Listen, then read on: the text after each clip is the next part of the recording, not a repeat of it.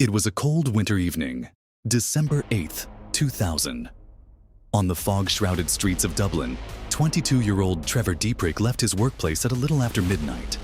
Security cameras recorded him walking in the direction he would never be seen again.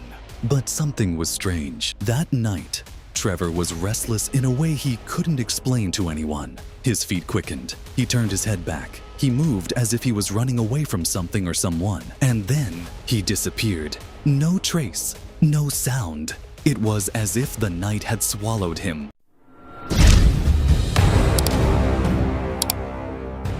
Trevor Deely, 22 years old, an ordinary young man working in finance. He lived in Dublin, meeting friends after work and spending weekends with his family. If you asked him, his life was pretty ordinary. But was it really? Like that? In the weeks before his disappearance, something had changed about Trevor. Colleagues at work described him as absent-minded, always looking at his phone. To his mother, he said something he'd only said once, but which we all remembered: "I feel like someone's following me."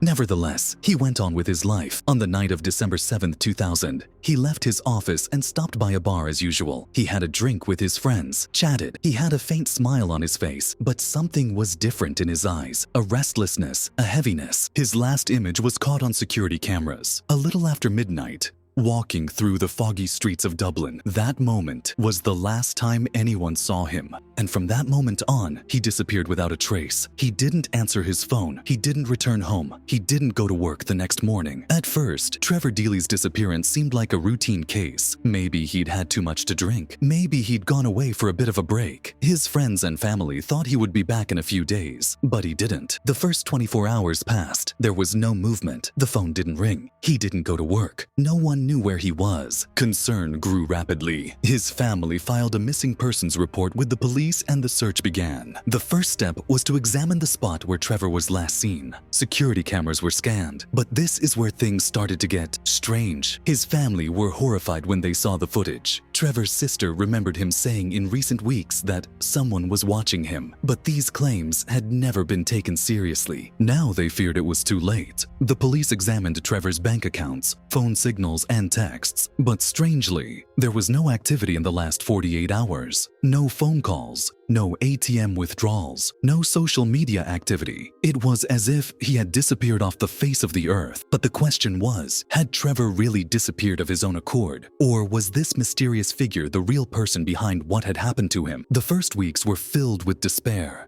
The police followed Trevor's every step, analyzed every surveillance camera, but there were no concrete clues until investigators discovered a previously unnoticed detail. The security cameras of a bank branch had recorded Trevor entering an alleyway just minutes before the incident. Until then, no one had noticed the footage because the camera angle was too narrow and the resolution too low. But when a detailed examination was carried out, everything changed. In these images, there was a mysterious figure appearing just a few feet behind Trevor. It appeared that this person was following Trevor, but the mystery didn't end there. The police used special software to sharpen the image. The face of the suspicious figure was not visible, but there was one thing that stood out. In every frame, the figure mimicked Trevor's movements exactly. In other words, every time Trevor stopped and looked back, the figure stopped and moved at the same time. But you know what was really creepy here? This figure escorted Trevor to the spot where he was last seen. But when the next surveillance camera angle was switched, there was no one there. Trevor had disappeared,